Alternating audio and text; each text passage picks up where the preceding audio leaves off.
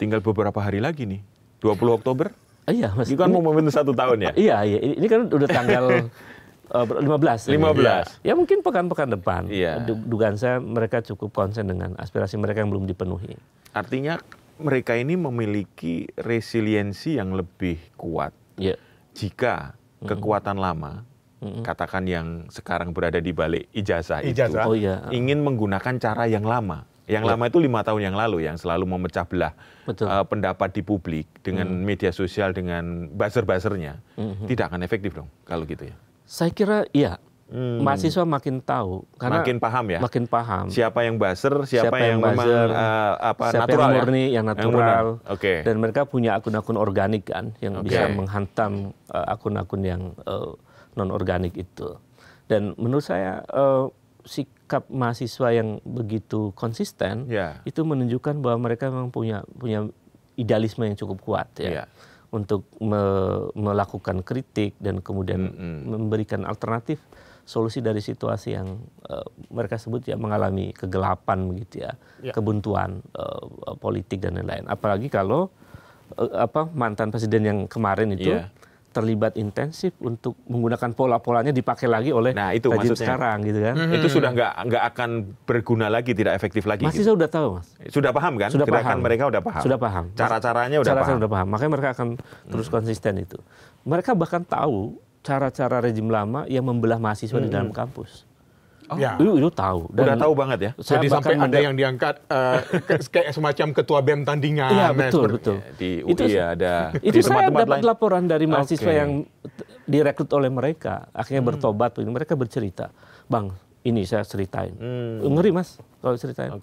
Mereka bisa mengeluarkan ratusan juta untuk menciptakan tandingan BEM di dalam kampus. Atau untuk membelah mahasiswa itu. Kekuatan mereka ya? Itu nilainya ratusan juta, bahkan miliaran. Dahsyat. Kalau ketua BEM yang masih punya idealisme itu digoda dengan angka miliaran misalnya. Itu pola-pola rejim kemarin dipakai, yang masih ada kemarin terakhir itu. Akhirnya mahasiswa mulai paham ini udah tahu ya. Sudah Apakah tahu dan karena kawan-kawan kita yang mahasiswa ini sudah mulai paham, kemudian tiba-tiba jadi juga harus membuat strategi baru sehingga memunculkan pertemuan mendadak 2 jam tanpa jeda dan tanpa undangan, tanpa protokol apa-apa, di tanggal 4 Oktober 2025 kemarin.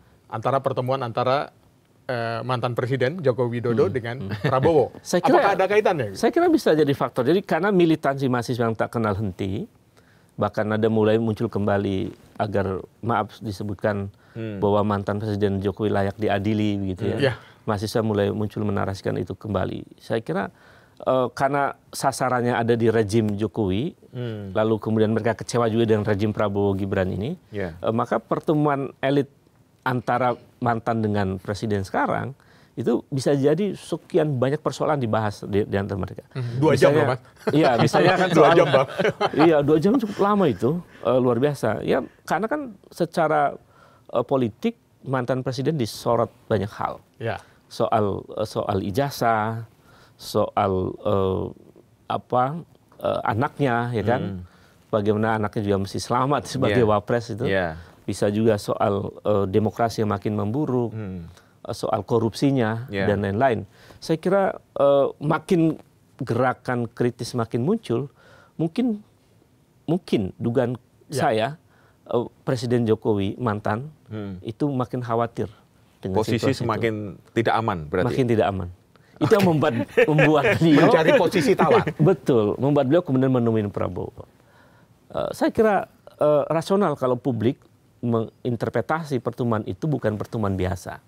Tapi ada pertemuan yang sangat serius yang dibicarakan di antara mereka, menyangkut mereka, posisi Jokowi atau posisi Prabowo. Apalagi sudah dimulai orang-orang yang dianggap titipan Jokowi yang berada di kabinetnya Prabowo sudah mulai digeser, reshuffle. Satu-satu mulai di reshuffle begitu. Meskipun ada yang simbol Jokowi banget yang belum tergoyahkan.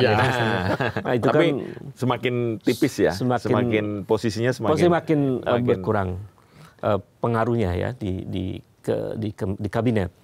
Karena pihak orang-orang yang dulu orangnya Jokowi makin dipinggirkan. Tapi apakah itu kemudian akan terus berlanjut? Nah, saya masih belum yakin sampai sekarang. Begitu pertanyaannya. Belum yakin saya. Karena misalnya satu simbol representasi pemerintahan Jokowi yang ada di kabinet, maaf ya saya sebutkan, misalnya Menteri Bahlil.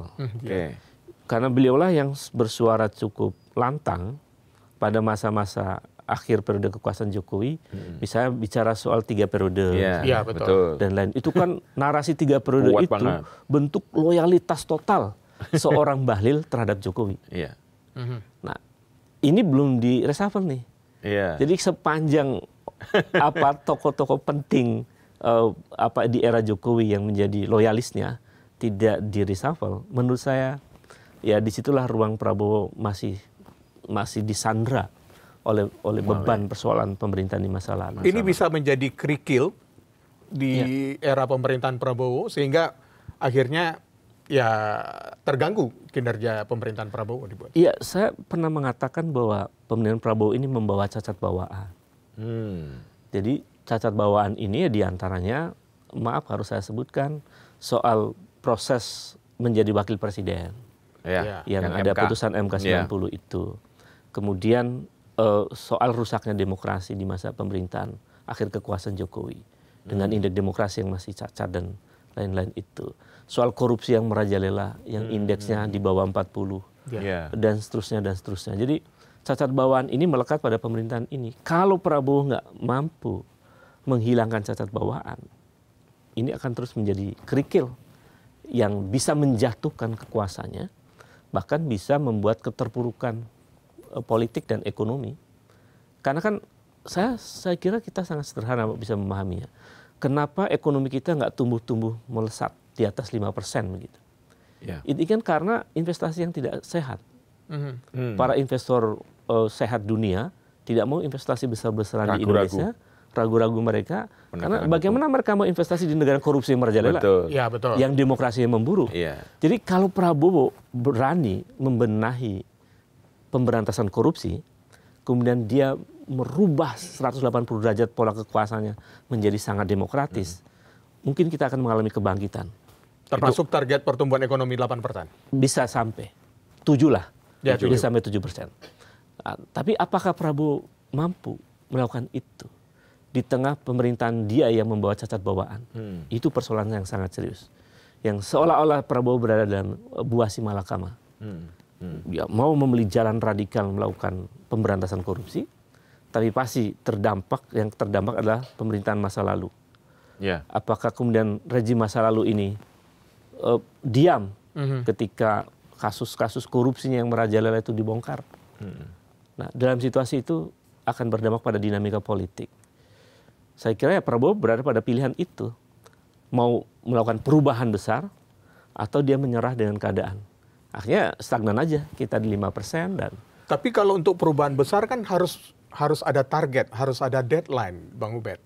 Karena kan biasanya kalau seandainya memang Prabowo ingin kembali menjadi presiden untuk periode kedua, di periode 3 tahun pemerintahan Prabowo pasti sudah mulai terbelah kegiatannya. Antara ingin tetap berkampanye untuk menuju 2029, bersamaan dengan itu harus menjalankan pemerintahan yang harus memenuhi janji, target yang dituliskan di Akta Cita.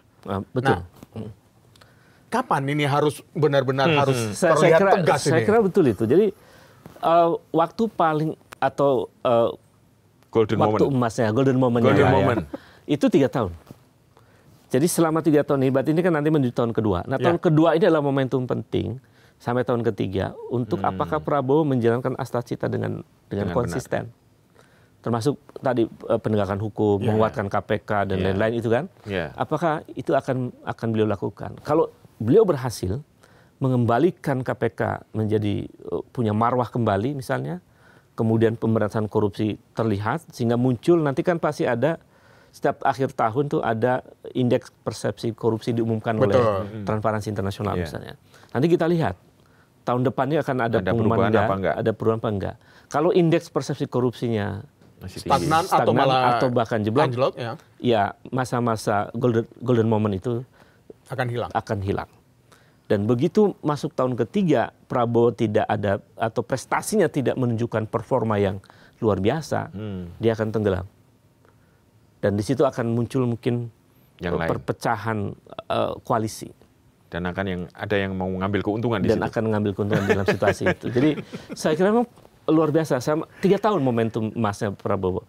Apakah nanti beliau berhasil atau tidak? Saya sampai hari ini ya masih 50-50 lah. Antara hope dan kecemasan gitu. Masih ada harapan tapi ada kecemasan iya, juga ada ya. kecemasan, hope and anxiety ya. Jadi kadang-kadang kan melihat Prabowo, narasi pidatonya keren. Satu titik begini, tapi di sisi lain, pokoknya semacam tersandra. Iya. Koruptor sampai dimanapun, sampai Antartika saya kejar. Itu kan narasi yang luar biasa dari seorang presiden. Nah, tapi apakah narasi presiden itu bisa diterjemahkan oleh bawahannya dengan baik, itu kita lihat. Jadi memang ya saya kira di situ posisi Prabowo sangat dilematis. Tinggal bagaimana Prabowo bisa mengambil keputusan dalam situasi dilematis itu. Coba Bang, ini ambil contoh misalnya gini, ada satu menteri yang dinarasikan atau dianggap dia itu tidak tergantikan. Tetapi pada akhirnya bisa diganti. Bisa diganti. Artinya sebenarnya saya jadi kalau menurut Bang Ubed, sebenarnya kekuatan lama ini seberapa kuat sih? Ternyata bisa tuh gitu. Seorang menteri ini diganti gitu. Beda. Jadi gini, misalnya kita sebutkan saja ya. Iya, sebutkan. Misalnya betapa kuatnya Sri Mulyani. Ya, betul. Gitu. Nah, itulah. Sri Mulyani itu bukan seorang loyalis Jokowi. Oke. Dia lebih loyalitasnya lebih kepada World Bank. Asing lah ya. Asing. Karena itu dia sering suka utang ya kan. Utang terbanyak di masa Jokowi, di masa Sri Mulyani. Dia loyalitasnya kepada World Bank. Pada kepentingan kapitalisme, liberalisme, ekonomi ya kan. Sehingga bagi Prabowo memberhentikan Sri Mulyani itu perkara mudah sebetulnya. Karena tidak ada beban hubungannya dengan Jokowi. Nggak ada itu. Dengan Budi Ari? Ke Budi Ari, ya saya kira kalau Budi Ari kan tidak terlalu sekuat Sri Mulyani ya kan. Dan ya menteri yang sebetulnya middle ya, bukan menteri yang sentral begitu. Dan juga tidak ada beban juga. Bebannya nggak ada juga. Jadi saya kira itu dengan mudah di reshuffle ya. Yang justru menjadi ujian adalah Bahlil. Seberapa besar seperti Pak Bahlil ya, saya menyebutnya nama saja nggak apa-apa ya kan. Bahlil, kemudian Zulkifli Hasan, Erlangga Hartarto, itu kan trio yang sebetulnya cukup dekat dengan Joko Widodo di masa pemerintahan Joko Widodo. Termasuk juga kelompok elit tertentu yang juga masih berkiblat ke Solo, seperti saya sebutkan Luhut Binsar Panjaitan misalnya. Jadi kalau Prabowo mampu mereshuffle Bahlil, misalnya kemudian Zulkifli Hasan, Erlangga Hartarto, lalu Luhut, itu baru menunjukkan clear bahwa Prabowo memutus mata rantai kekuasaan yang lama. Jadi keberanian untuk mengganti Sri Mulyani yang simbol kekuatan asing itu levelnya lebih rendah dibandingkan mengganti yang tadi disebut-sebut gitu. Iya, yang kaitannya dengan pemerintahan yang lama ya. Iya. Teman, dalam soal Sri Mulyani itu Prabowo punya keberanian politik dalam relasinya dengan politik internasional ya, global, panggung global lah ya. Jadi apa ideologi ekonomi Prabowo itu mulai tarik ulur tuh antara liberalisme dan sosialisme misalnya. Iya. Jadi sebetulnya mau positioning Prabowo mau menempatkan itu bahwa saya ini juga punya kedaulatan, tidak harus tunduk sepenuhnya kepada kapitalisme dan tidak harus tunduk sepenuhnya pada sosialisme, komunisme dan seterusnya. Jadi Prabowo mau menunjukkan itu sebetulnya. Di panggung global. Sudah cukup dapat poin ya ini. Dapat poin. Itu yang membuat Trump juga agak respect kan. Ini orang berani juga gitu berani juga. Kira-kira itu. Jadi itu negosiasi internasional yang ini bagian dari keinginan atau mimpinya Presiden Prabowo ingin mewujudkan cita-cita ekonomi Pak Sumitro ya. Iya, saya kira itu.